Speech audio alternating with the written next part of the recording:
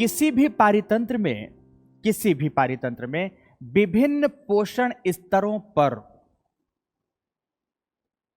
Trophic level, विभिन्न पोषण स्तरों पर प्राणियों की संख्या, फर्स्ट इंडिविजुअल्स की बात की जा रही है, जैव भार बायोमास की बात की जा रही है, अथवा टोटल एनर्जी कुल ऊर्जा की बात की जा रही है, कुल ऊर्जा के तुलनात्मक चित्रण को pectoral representation, comparative pectoral representation, अर्थात हमने तुलना किया और उसका चित्रात्मक निरूपण किया, तो चित्रात्मक निरूपण को इकोलॉजिकल पिरामिड कहा जाता है, पारिस्थितिकीय पिरामिड कहते हैं।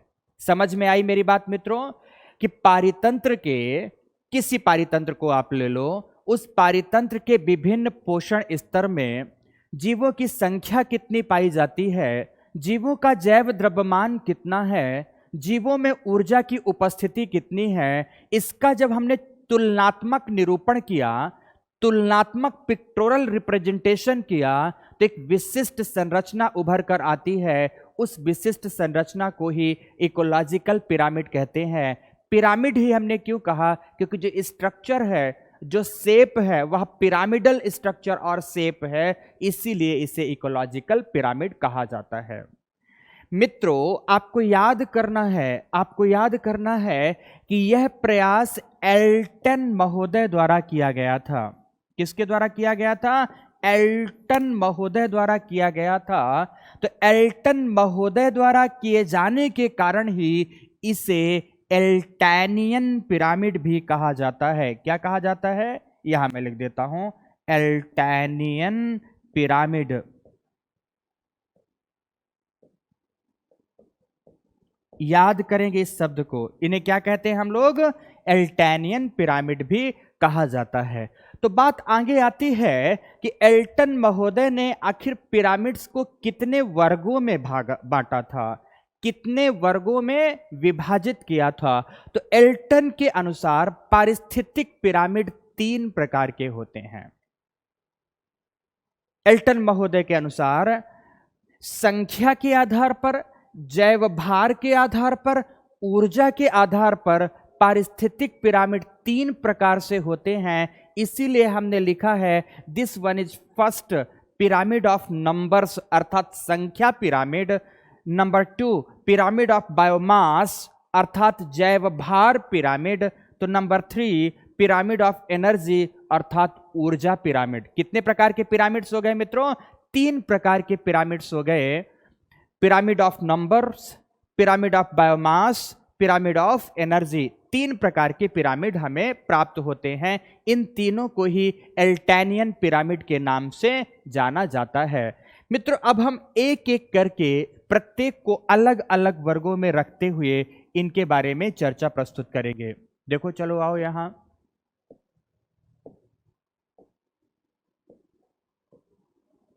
फर्स्ट, प्रथम, this one is pyramid of numbers, संख्या पिरामिड। क्या देखेंगे सबसे पहले हम लोग? संख्या पिरामिड, संख्या pyramid, pyramid of numbers. Okay, बहुत सरल है। कल आपने आहार श्रृंखला देखी है, किसी भी पारितंत्र में विभिन्न पोषण स्तरों को आपने देखी है। सबसे पहले आता है उत्पादक। सबसे पहले कौन आता है? उत्पादक। अगर यहां हम लिख दें, यहां आएगा उत्पादक, फिर आएगा शाकाहारी वर्ग, फिर आएगा मांसाहारी वर्ग, फिर आएगा उच्च मांसाहारी वर्ग, है ना। अब देखना ध्यान से, मान ले कि ये एक पोषण स्तर है, दूसरा यह एक पोषण स्तर है, तीसरा यह एक पोषण स्तर है, चौथा यह पोषण स्तर है। सारे के सारे ट्रॉफिक लेवल है। TL1, TL2, TL3, TL4, 4 पोषण स्तर है। अब इन 4 पोषण स्तर में जीवों की संख्या कितनी पाई जाती है, हमें क्या देखना है? यहां पर किसकी तुलना करनी है? संख्या की तुलना करनी है। जीवों की संख्या कितनी पाई जाती है? मान लो कि इसमें कुछ वृक्ष हैं, बड़े वृक्ष हैं, वृक्षों के अलावा कुछ झाड़ियां हैं, कुछ झाड़ियां हैं, झाड़ियों के अलावा कुछ घास उगी हुई है, सब कुछ है, और इन सब से मिलकर उत्पादक बना। तो उत्पादकों की कुल संख्या की गणना कर लेंगे हम कि आखिर ये कितने हैं। अब शाकाहारी हैं तो शाकाहारी में हमने लिख लिया हिरण है, गाय है, बकरी है, हाथी है, गेंडा है, एटसेट्रा एटसेट्रा। इनकी संख्या की हमने काउंटिंग कर ली। फिर उसके बाद हमने मांसाहारी, जो प्रथम श्रेणी के मांसाहारी है, जैसे भेड़िया हो गया, सियार हो गया इत्यादि का 12 ये हो गया, और इन सब का हमने क्या किया कि तुलनात्मक इन सब का हमने क्या किया, संख्या देख लिया। फिर उच्च पायदान पर प्राप्त होने वाले भेड़िया है, सियार है, लकड़बग्घा है, इन सबको हमने एक पर रख लिया।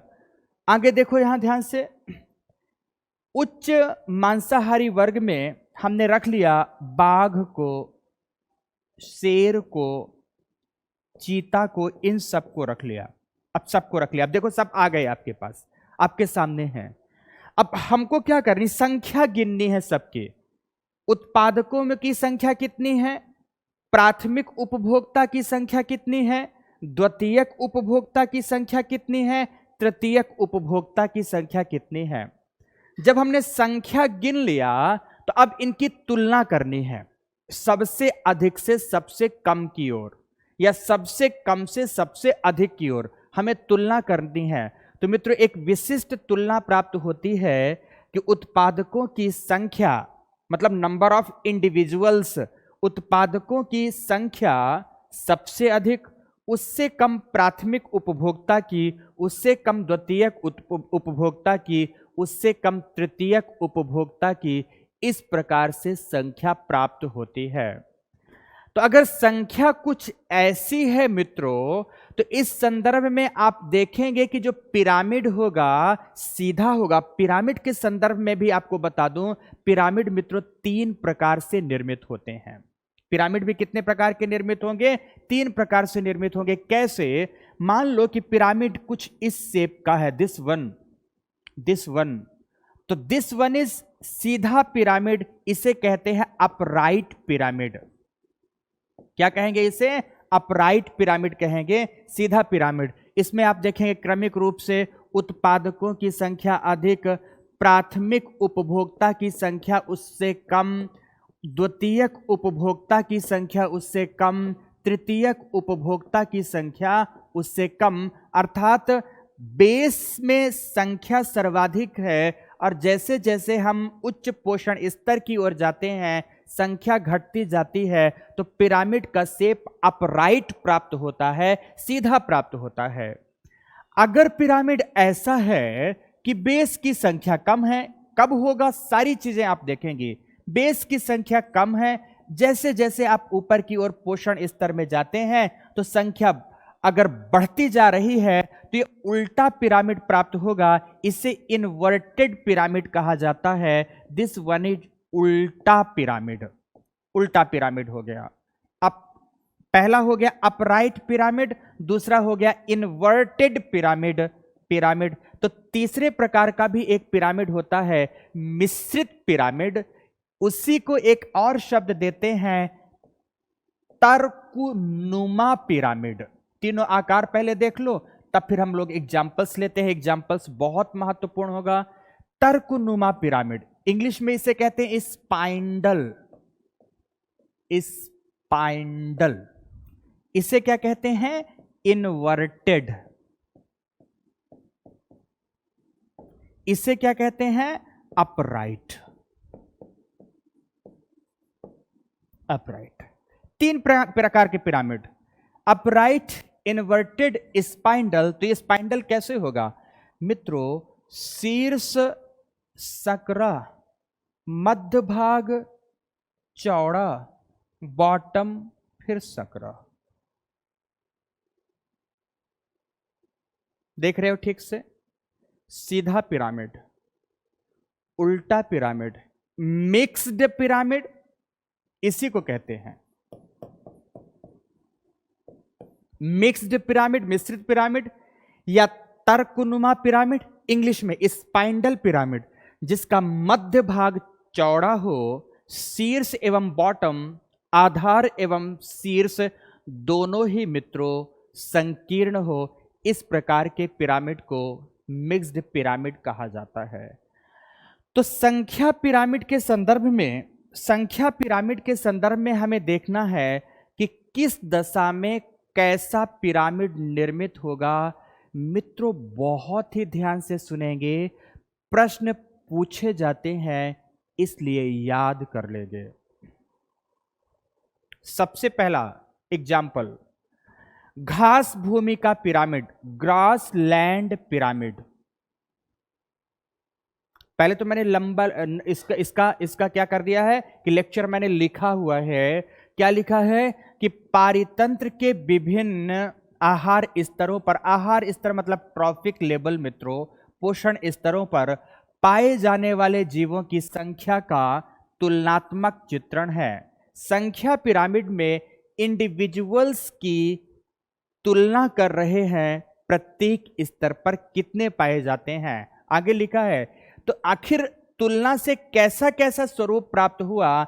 सीधे पिरामिड के रूप में हुआ, उल्टे पिरामिड के रूप में हुआ, तर्कनुमा पिरामिड के रूप में हुआ, जिसे मैंने यहां पर स्पाइंडल लिखा है, तर्कनुमा पिरामिड के रूप में हुआ। अर्थात संख्या पिरामिड तीन प्रकार का प्राप्त हो सकता है, सीधा, उल्टा एवं तर्कनुमा। तो किसका सीधा होगा, किसका उल्टा होगा, किसका तर्कनुमा होगा, ये सारी बातें आपको देखनी है।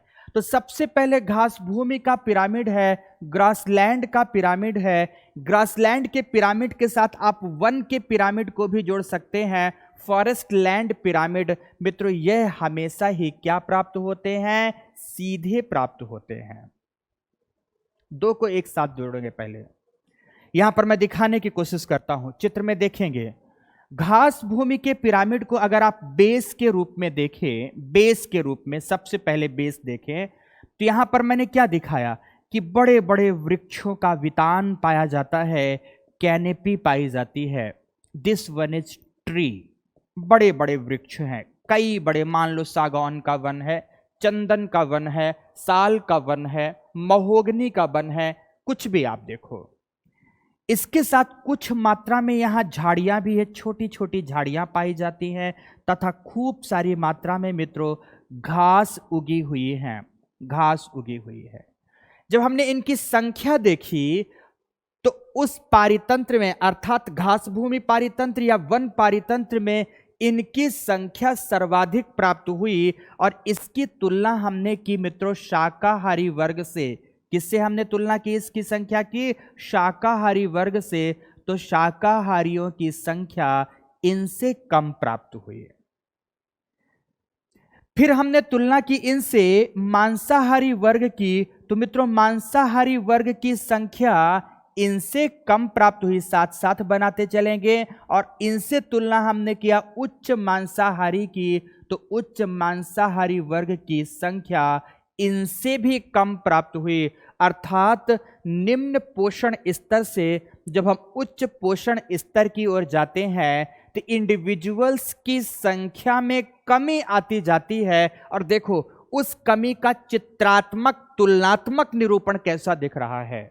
जो हमने कंपैरिजन किया, कंपैरेटिव स्टडी किया, उसका पिक्टोरल रिप्रेजेंटेशन कैसा दिख रहा है, कुछ इस प्रकार से दिख रहा है। इसी को मित्रों अगर हम दिखाने की कोशिश करें पिरामिडल शेप में, तो देखो ये कुछ ऐसा दिखेगा, आपको ऐसा दिखेगा। This one is upright pyramid. ये है मित्रों आपका सीधा पिरामिड। कैसा पिरामिड हो गया? सीधा पिरामिड। तो वन का देख रहे हैं और घास भूमि का देख रहे हैं, इसका पिरामिड हमेशा ही मित्रों कैसा प्राप्त होगा? सीधा प्राप्त होगा। ऑलवेज रिमेंबर, इनका पिरामिड हमेशा ही सीधा प्राप्त होगा। अब दूसरी तरफ देखेंगे, अगर हम किसी जलीय पारितंत्र का संख्या पिरामिड देखने का प्रयास करें किसी एक्वेटिक इकोसिस्टम का संख्या पिरामिड देखने का प्रयास करे तो वह भी हमेशा मित्रों कैसा प्राप्त होगा? सीधा। मैंने केवल यहां पर सरोवर शब्द लिखा हुआ है, पर आपको सरोवर के संदर्भ में ना लेकर इसे जलीय पारितंत्र के संदर्भ में लेना है। जलीय पारितंत्र के संदर्भ में लेना है। उसमें लोटिक वाटर इकोसिस्टम भी हो सकता है, लेंटिक वाटर इकोसिस्टम भी हो सकता है। याद कर पा रहे हो आप सभी लोग मित्रों? What is लेंटिक water ecosystem? What is lotic water ecosystem? What is wetland ecosystem? मित्रों ये तीनों फ्रेश वाटर इकोसिस्टम के उदाहरण हैं, यह सैलाइन वाटर इकोसिस्टम के उदाहरण है। ध्यान करो शीघ्रता से। आपके पास जवाब होगा कि सर ये तीनों के तीनों फ्रेश वाटर इकोसिस्टम के उदाहरण हैं, जिसमें लोटिक वाटर प्रवाहित जल का पारितंत्र, लेंटिक वाटर स्थिर जल का पारितंत्र, वेटलैंड इकोसिस्टम इकोटोन का एग्जाम्पल होगा। ओके मित्रों, अब फिर से आओ यहां पर कि चाहे हम सागरीय पारितंत्र लें या हम स्वच्छ जल के पारितंत्र को लें, सबको एक साथ मिलाकर एक्वेटिक वाटर इकोसिस्टम लें, जलीय पारितंत्र लें, तो मित्रों ऑलवेज रिमेंबर कि जलीय पारितंत्र का संख्या पिरामिड भी हमेशा सीधा बनता है। कैसे? आप यहां देखेंगे। आप इस ये कलर तो आपको दिखेगा नहीं, ये कलर आपको नहीं दिखेगा। हम इसमें कलर चूज कर लेते हैं, दिस वन, पहले वाला कलर है। आप यहां देखोगे कि बेस में, दिस वन इज बेस, आधार, प्रथम पोषण स्तर, जो कि उत्पादकों से संबंधित है। जलीय पारितंत्र में उत्पादक कहलाता है मित्रों फाइटोप्लैंक्टन्स। हालांकि उत्पादक के रूप में हमने 3 की बात सागरीय पारितंत्र में की थी, sea grasses, sea weeds and phytoplanktons. But हम सिंपल एक एग्जाम्पल ले लेते हैं, फाइटोप्लैंक्टन्स का ले लेते हैं, जिसे आप एल्गी कहते हैं। Blue algae, green algae, blue green algae, brown algae, red algae इत्यादि। तो ये फाइटोप्लैंक्टन्स हो गया। बेस में हमने रख दिया फाइटोप्लैंक्टन्स को। ये इनकी संख्या सबसे अधिक मिली। इनकी संख्या क्या मिली? सबसे अधिक मिली। जब हम आगे बढ़े, इन पर डिपेंडेंट है प्रत्यक्ष रूप से सेकेंड ट्रॉफिक लेवल पर आने वाले जीव, जिन्हें कहते हैं जू प्लैंकटन। क्या कहते हैं मित्रों? जू प्लैंकटन कहते हैं, जंतु प्लवक कहते हैं। जंतु प्लवकों की संख्या पादप प्लवकों की तुलना में कम है। जंतु प्लवकों को खाती हैं छोटी मछलियां। जंतु प्लवकों को खाती हैं छोटी स्मॉल फिशेज मित्रों, छोटी मछलियां एवं अन्य जीव स्मॉल फिशेज हैं। और इन्हें खाती हैं बड़ी मछलियां। इन्हें कौन खाती हैं? बड़ी मछलियां खाती हैं। बड़ी मछलियां खा जाएंगी। आपको पता है बड़ी मछली छोटी मछली को खा जाती है। इस प्रकार से इस पिरामिड को भी देखोगे तो इसका पिरामिडल स्ट्रक्चर भी सीधा प्राप्त हो रहा है, अपराइट प्राप्त हो रहा है। इसलिए मित्रों एक साथ 3 चीजें याद करो। 3 चीजें याद करो।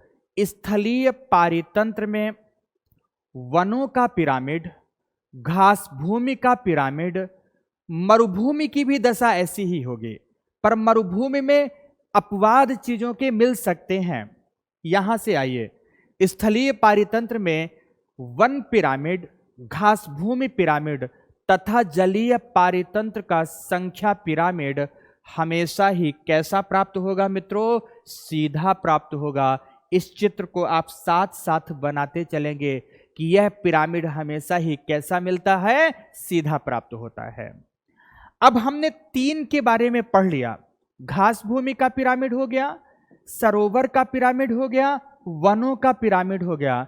सरोवर के स्थान पर आप लोग जलीय पारितंत्र का संख्या पिरामिड भी लिख सकते हो। यह पिरामिड हमेशा ही कैसे प्राप्त होते हैं? सीधे प्राप्त होते हैं। लेकिन दूसरे तरफ मित्रों हम चलें, अगर हम परजीवियों के पिरामिड पर प्रवेश करने का प्रयास करें